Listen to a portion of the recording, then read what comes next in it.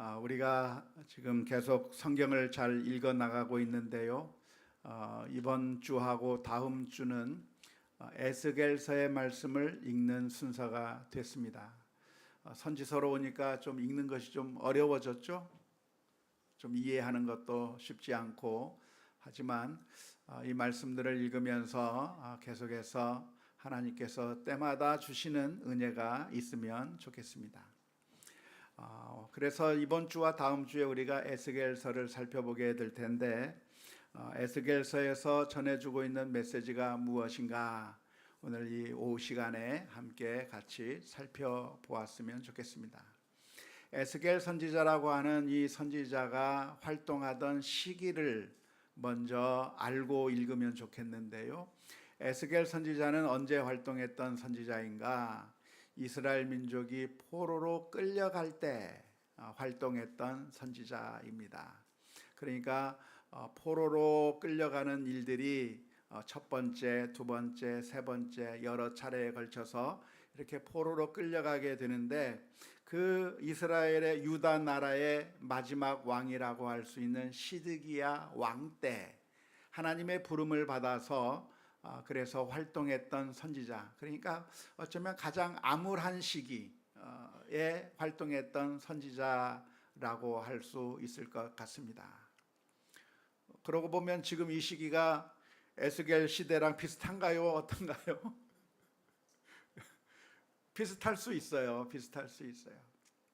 예전에 어쩌면 우리나라가 70년대 이런 때, 80년대 이럴 때는 참 부흥이 일어났었고, 교회가 막 발전하고 많은 사람들이 교회로 몰려오던 시기였다고 한다면, 이제는 사람들이 많이 빠져나가는 그런 시기고, 어쩌면 교회가 무너진다고 하는 소식이 들리는 그런 시대라고 말할 수도 있어서, 어쩌면 에스겔의 시대와 비슷한 시대가 어쩌면 바로 오늘 우리가 살아가는 이 시대와 비슷하다, 그렇게 생각할 수도 있겠습니다.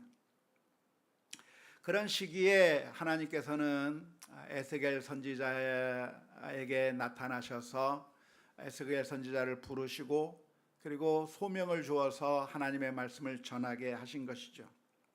그래서 이 에스겔 선지자가 전한 이 메시지는 크게 두 가지로 요약할 수가 있겠는데요. 첫 번째는 하나님을 거역한 이스라엘 민족에 대하여서 재앙이 있을 것이라고 하는 경고의 메시지입니다.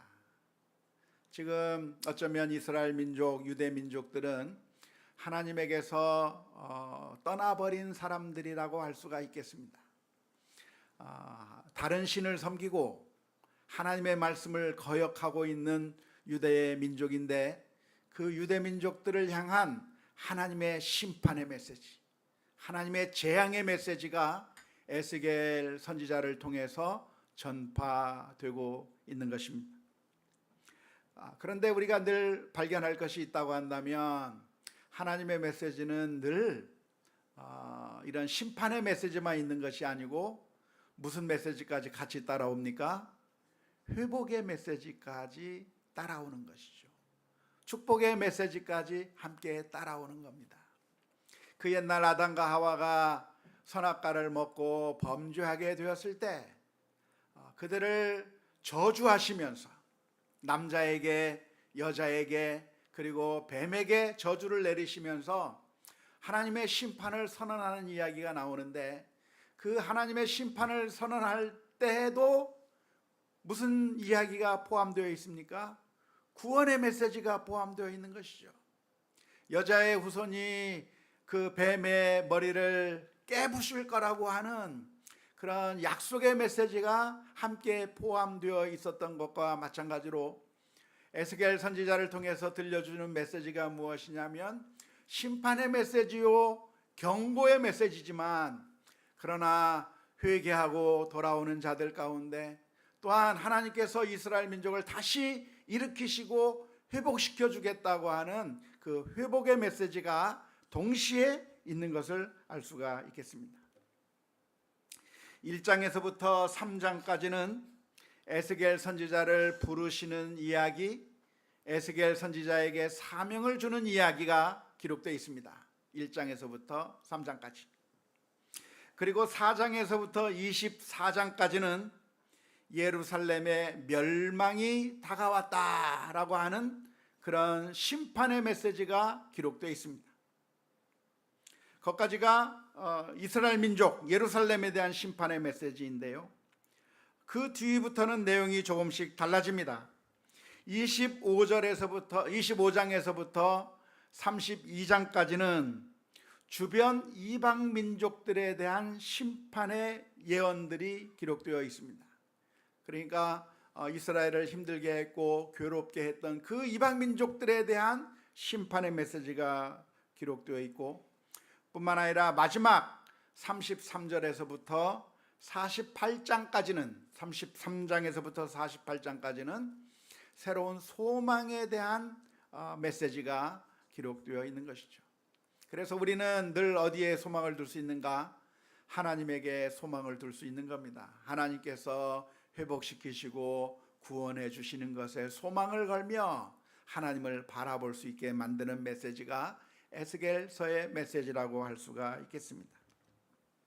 우선적으로 1장에서부터 3장까지를 보면 하나님께서 에스겔 선지자를 불러주시는데요, 이 에스겔 선지자를 부르신 곳이 어디냐면 저 바벨론이라고 하는 나라에서 불러주셨습니다. 먼저 끌려온 포로된 사람들 중에 에스겔이 있었는데, 그 에스겔 선지자를 어디서 불러주셨는가? 저 유대 땅 예루살렘에서 불러주신 것이 아니라 포로로 잡혀온 저 바벨론 그 발강가에서 그 포로로 잡혀있는 그 상황 가운데 있을 때 하나님께서 에스겔 선지자를 불러주신 것이죠. 그렇게 이렇게 이 바벨론에서 에스겔을 불러주었다고 하는 것은 아주 놀라운 일입니다. 왜 놀라운 일일까요? 왜냐하면 고대인들은 생각하기를 하나님은 지역의 하나님일 거라고 생각들을 많이 했습니다.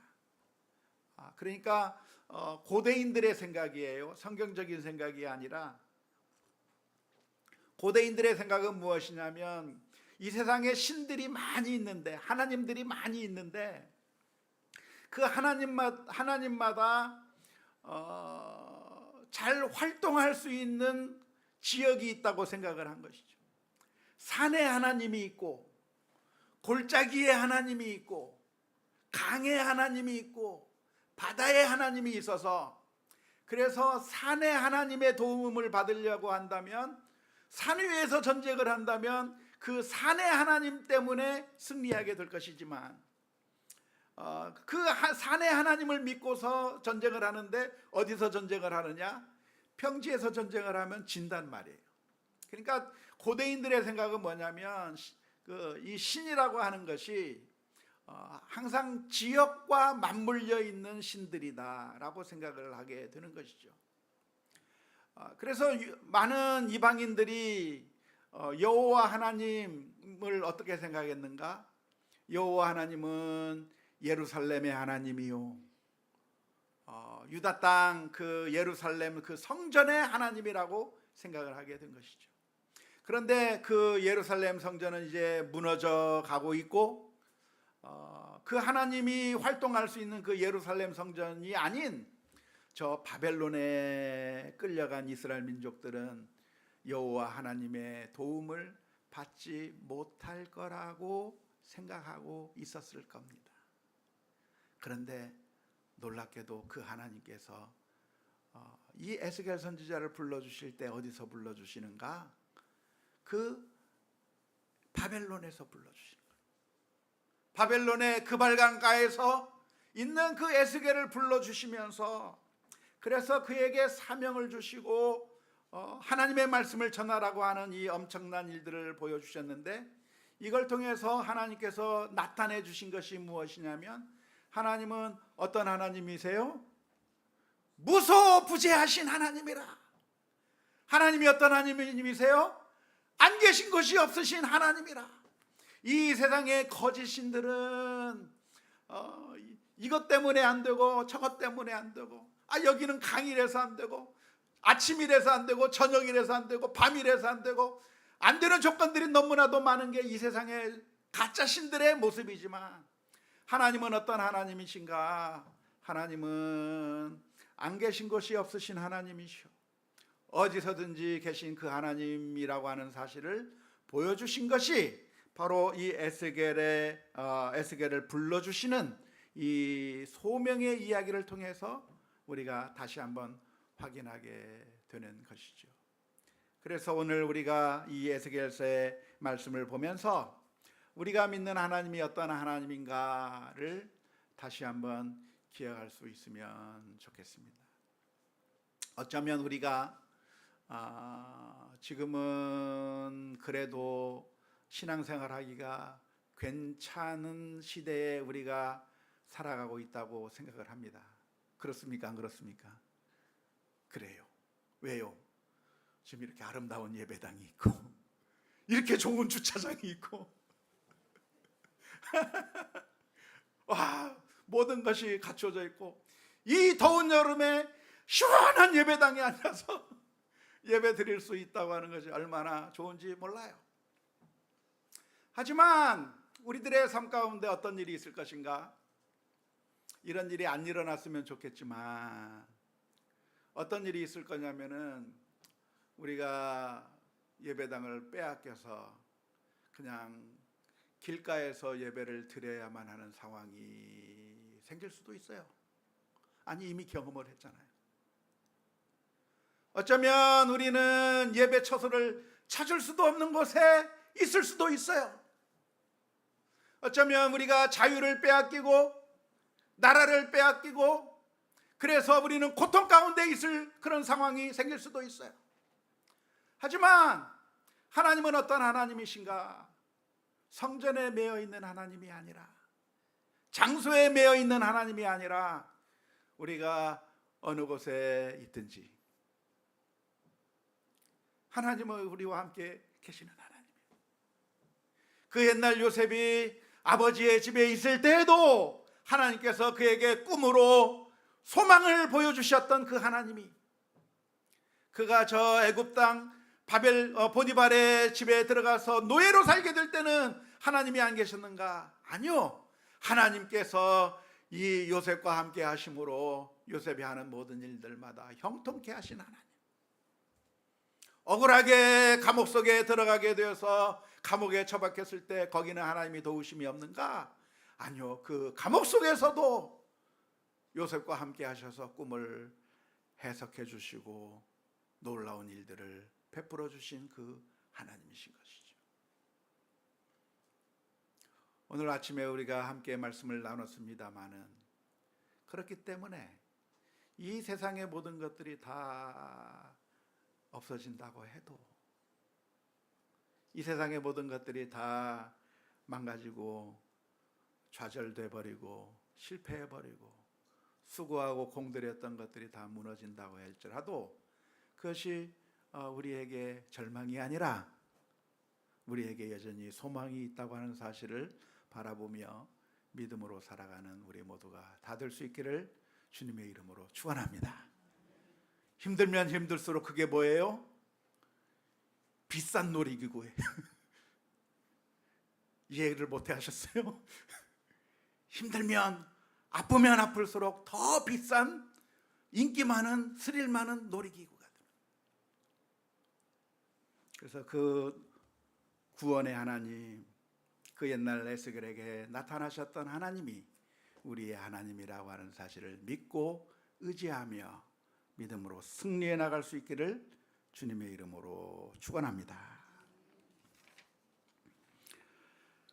하나님께서 주신 그 메시지들을 우리가 보게 된다고 한다면, 에스겔서에서는 참 여러 가지 환상들을 기록해 놓고 있는 것을 볼 수가 있습니다. 우리가 먼저 주목해 보고 싶은 것은 37장에 있는 마른 뼈의 환상입니다. 하나님께서 에스겔 선지자에게 마른 뼈들을 보여주시는 것이죠. 그 골짜기 가운데 마른 뼈들이 잔뜩 쌓여져 있는데 과연 이 뼈들이 살 수 있겠는가? 뼈들이 살 수 있습니까? 없습니까? 없어요. 뼈는 사골국 끓이는 게 좋아요. 뼈는 다른 데를 쓸 데가 없어요. 그런데 뼈라고 하는 것은 무엇인가? 이제 더 이상 소망이 없는 게 뼈인 것이죠.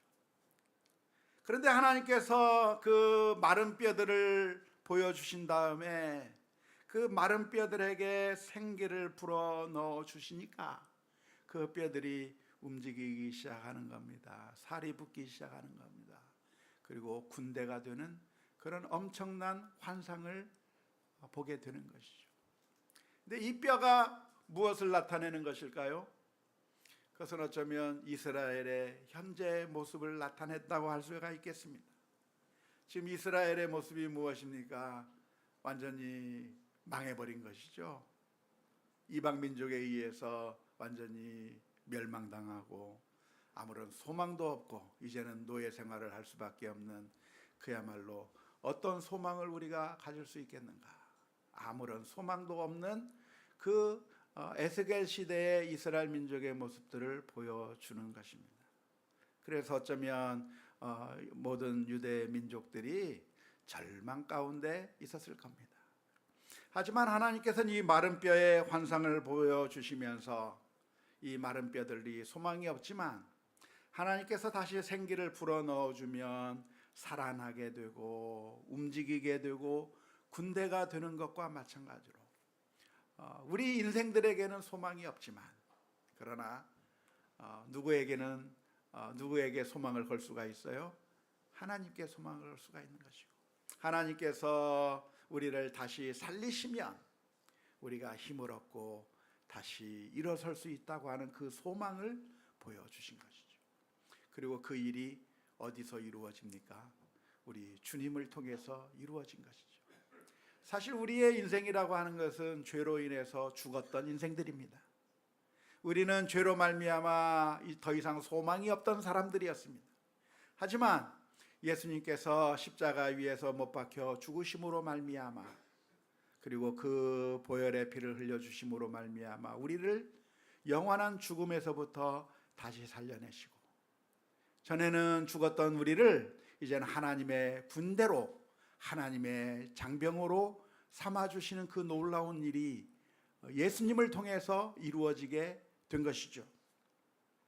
예수님께서 우리를 살리신다고 하는 그 사실을, 마른 뼈와 같고 아무런 소망이 없던 우리를 살리시고 구원해 주신다고 하는 것을 생생하게 보여주기 위해서 마태복음에서는 예수님께서 십자가에 못 박혀 돌아가실 때에 어떠한 일이 일어났는가에 대해서 살며시 언급하고 지나가는 구절이 있습니다.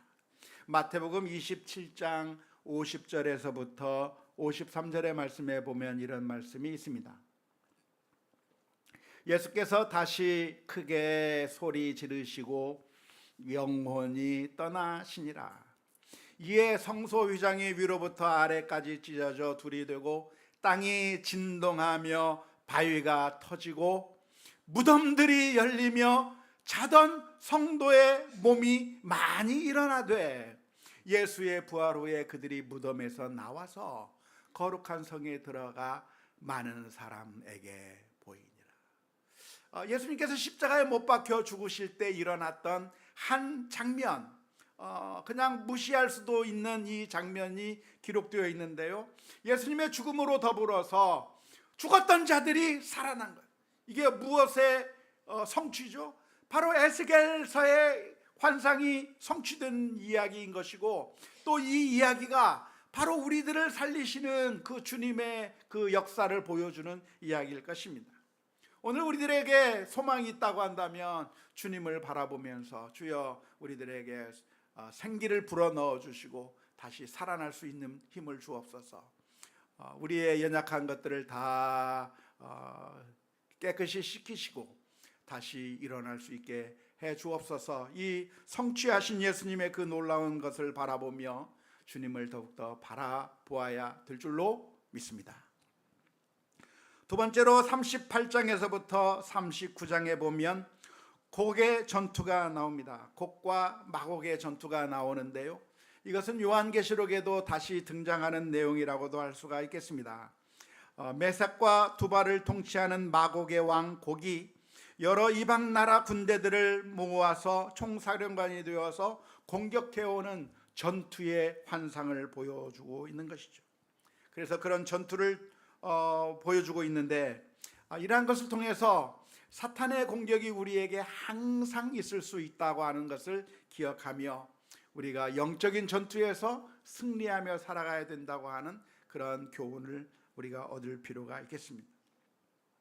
뿐만 아니라 40장에서부터 48장에 보면 새로운 성전에 대한 환상이 보여집니다.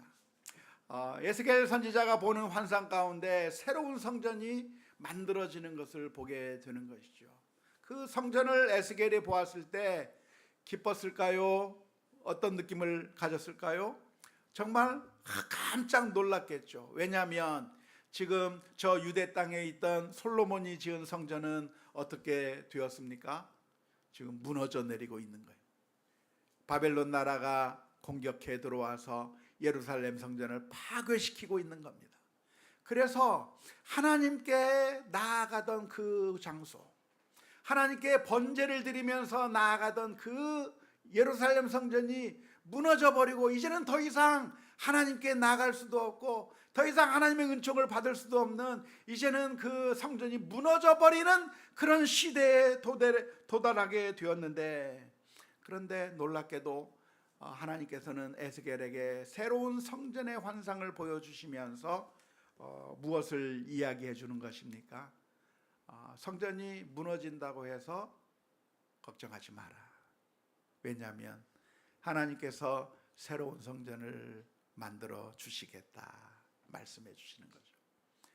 예루살렘의 성전 무너졌지만 이제는 더 이상 찾아볼 수 없지만, 그것이 없어졌다고 해서 하나님께 못 나아가느냐? 아니다는 거예요. 하나님께서는 우리가 하나님 앞에 나아갈 길을 마련해 놓으셨고, 그 번제단이 그 안에 있어서 우리가 하나님 앞에 나아갈 수 있도록 그렇게 만들어 주시는 것을 통해서 하나님과의 관계가 단절된 것이 아니라 다시 우리가 하나님과 연결될 수 있도록 만들어주는 그런 환상을 보여주신 것이죠. 그리고 이 새로운 성전에 대한 환상은 어디에서 성취가 됩니까? 바로 예수님에게서 성취가 되는 것이죠. 끊임없이 이스라엘 민족들은 이 성전이 무너졌을 때 다시 성전을 지으려고 해서 포로에서 돌아온 후에는 제2의 성전이 있었습니다. 그리고 예수님 당시에는 그 제2 성전을 수리해서 만든 헤롯의 성전이 있었습니다. 하지만 그 성전이 여전히 부족하고 여전히 제 기능을 발휘하지 못했지만, 그러나 주님께서는 자신의 몸으로서 성전을 지으셔서, 그래서 우리가 직접 예수님을 통해서 하나님께 나아갈 수 있도록 만들어 주신 것입니다.